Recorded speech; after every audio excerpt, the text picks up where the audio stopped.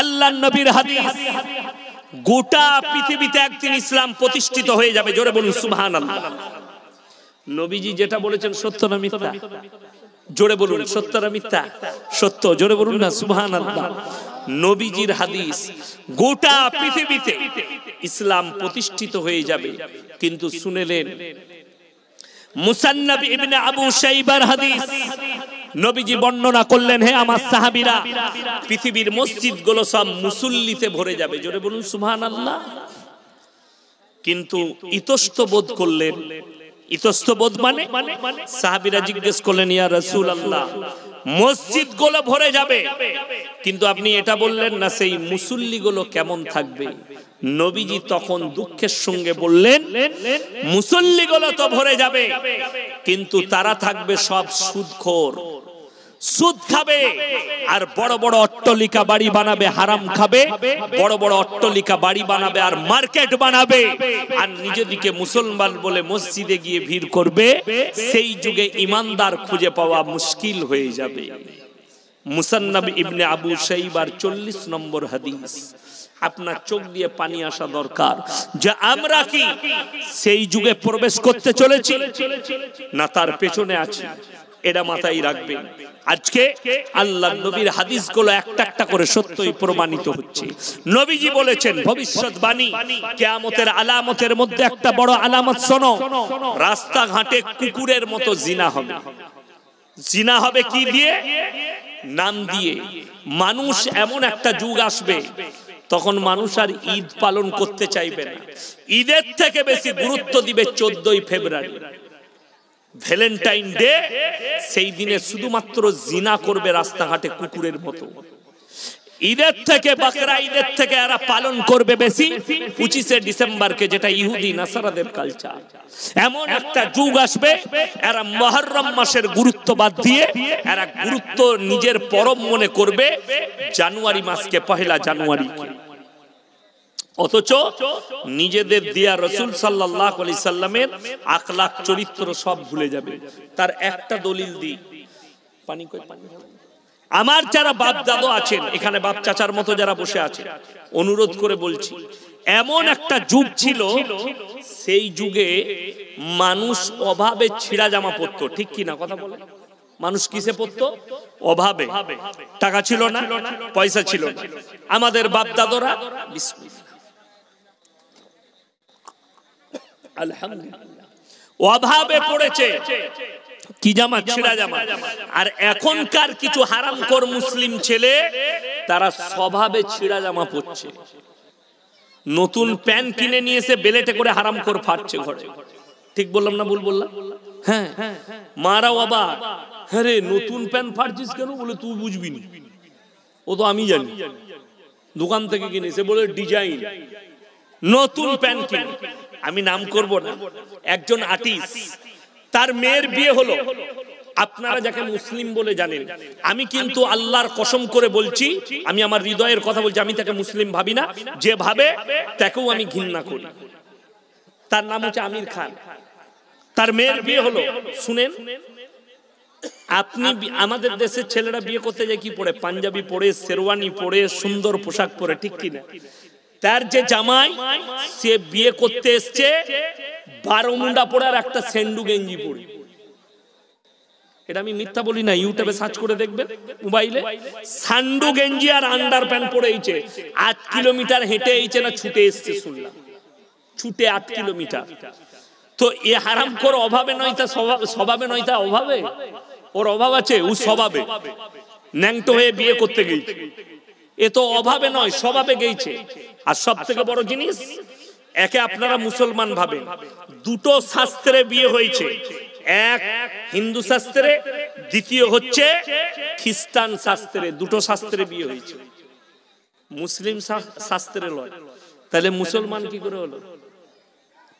কথাটা বুঝে এসছে না? আসে না? এদের কোনো জাতপাত হয় না, এদের কোনো ধর্ম হয় না।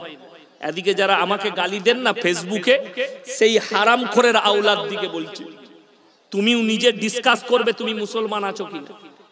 কেন তুমি একটা আলেমকে গালি দিচ্ছ? কার ভক্ত হয়ে? হারামখোরের ভক্ত, এই যে ধর্মই বিশ্বাস করে না। এরা কোন ধর্মে বিশ্বাসী নয়, এরা কোন ধর্মে বিশ্বাসী নয়। এরা শুধু এদের একটাই ধর্ম, সেটা হচ্ছে ইহুদি নাসারাদের মতো কালচার, বেঈমান কাফেরের মতো কালচার।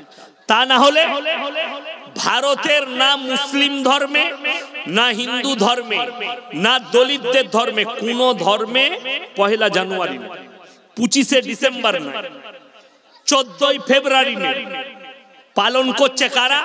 মুসলিমদের ছেলেরা, হিন্দু ভাই, দলিত ভাই, আদিবাসী ভাই। এরা 1 জানুয়ারি, 25 ডিসেম্বর, এরা 14 February, Valentine day, rose day, kiss day, chocolate day সব পালন করছে। যদি বলেন হুজুর কোরআনে নিষেধ কোথায় লেখা আছে, কোরআন খুলেন, সূরা ফাতিহা। কোন সূরা বললাম? কোন সূরা বললাম? কোরআনের প্রথমেই আছে সূরাটা, সূরা ফাতিহা। যুবক যুবতীরা শোনো, স্কুল কলেজের ছেলে মেয়েরা, কোরআন এটা, গায়রিল মাগযুবি আলাইহিম ওয়ালাদ-দাল্লিন। মাগজুম মানে ইহুদি, দল্লিন মানে নাসারা। এই দুটো দলই পদভ্রষ্ট এবং এদের যারা অনুসারী হবে তারাও পদভ্রষ্ট হবে। জলসায় গেলে অনেক যুবক আসে, হুজুর আপনাকে ভালোবাসি, কি করতে হবে বাপ? বলে হুজুর একটা ফটো তুলবো, সেলফি নেব। ফটো তুলছে আমার, চুল কেটেছে শুয়োরের মাথার মতো। হ্যাঁ, ফটো তুলছে আমার, আর প্যান্ট পরেছে ছিঁড়া হারামখোর, ফিল্মের নাচনেওয়ালার মতো। নতুন প্যান্টকে ছিঁড়েছে, বড় কষ্ট লাগে। তুমি যদি নবীকে ভালোবাসো, রাসূলকে ভালোবাসো, তোমার পোশাক পরিচ্ছদ, আখলাক, চরিত্র রাসূলের মতো হবে। ঠিক কি না কথা বলেন? উলামাদের মতো হবে। তোমার আখলাক চরিত্র বেঈমান কাফেরের মতো, আর তুমি মুখে বলছো আমি রাসূলকে ভালোবাসি। যেমন আপনাকে বলে দিই, আপনাদের আশেপাশে যত মসজিদ আছে, সেই মসজিদের কোন ইমাম যদি দাড়ি চেঁচে নামাজ পড়ায়, তার পেছনে পড়বেন না তাড়িয়ে দিবেন? কথা বলবেন আপনারা? পড়বেন না তাড়াবেন? তাড়িয়ে দিবেন। ইমাম সাহেব দাড়ি চেঁচে যাওয়ার পেছনে নামাজ হবে না, নামাজ পড়বেন না। তাহলে তুই দাড়ি চেঁচে ইমামের পেছনে কি করে নামাজ পড়িস? কথাটা বুঝতে পেরেছেন না পারেন? ইমামের জন্য দাড়ি চাচা হারাম, আর তোর জন্য হালাল, ফতোয়া পেলি কোথায়? খুব সূক্ষ্মভাবে বুঝাচ্ছি, যেমন আপনার দিকে একদম সূক্ষ্মভাবে বুঝিয়ে দিচ্ছি। কাঁচা পেঁয়াজ খেয়ে মসজিদে যাওয়া যাবে? কথা বলে না এরা? যাওয়া যাবে না। কেন? নবীজি নিষেধ করেছেন না করেননি? কেন করলেন? কাঁচা পেঁয়াজ খেয়ে গেলে কি হবে? মুখে দুর্গন্ধ বের হবে। আল্লাহর নবীর হাদিস, তোমরা মুমিন ততক্ষণ হতে পারবে না যতক্ষণ পর্যন্ত তোমার কাছ থেকে তোমার প্রতিবেশী সুরক্ষিত নয়। পাশের লোককে সুরক্ষা দিতে হবে। আপনি এইটা হাদিসটা বুঝে গেলেন। কাঁচা পেঁয়াজ খেয়ে গেলে মসজিদে আমার মুখের দুর্গন্ধে আমার ভাই কষ্ট পাবে, আর বিড়ি সিগারেট গুটকা খেয়ে গেলে কি হবে? সেন করে তো আতরের মতো নাকি? আর কথা বলবে না। এ হুজুরকে জিজ্ঞেস করছে, হুজুর বিড়ি সিগারেট গুটকা খাওয়া কি? হুজুর ফতোয়া দিয়েছে মাকরুহ, তার মানে চালিয়ে যায়। আমি যদি এখন বলি আমার মুডটা ভালো লাগছে না, একটা ক্লাসিক সিগারেট নিয়ে এসো, কি বলবেন আপনারা? এই হারামখোরকে কে দাওয়াত দিলে? বলবেন না? বলবেন ও আমি খেলে হারাম আর তুমি খেলে হালাল, ফতোয়াটা পেলে কোথায়? তোমার হুজুর খেলে হারাম হয়ে যাবে, তার পেছনে নামাজ হবে না, আর তুমি খেয়ে মসজিদে যাবে, ওতে কোনো দোষের নাই। আপনাদেরকে স্যাম্পল পাবে, পানিটা দেন, পানিটা দেন। এই যে পানির গ্লাসটা, আমি পানি চেয়েছি, পানি দিয়েছি বাবুরা। এই পানির গ্লাসে লেখা আছে, লিখে দিয়েছে এটাই বিষ মিশানো আছে, খেলে আপনি মারা যাবেন। এটা আর পান করা যাবে? কথা বলে না, পান করা যাবে না। কেন? জেনে শুনে যদি পান করা হয় আত্মহত্যার সমান পাপ হবে।